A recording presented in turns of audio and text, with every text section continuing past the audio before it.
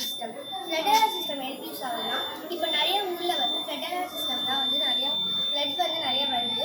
So அதை வந்து தடுக்கிறதுக்காண்டி use பண்ணலாம். இப்போ ஒருவேளை தண்ணி நிரம்பி சத்தம் வந்துச்சுன்னா இந்த ஊர் மக்கள் வந்து வெளியில் போய் அவங்க கொஞ்சம் சேஃபாக இருக்கணும்.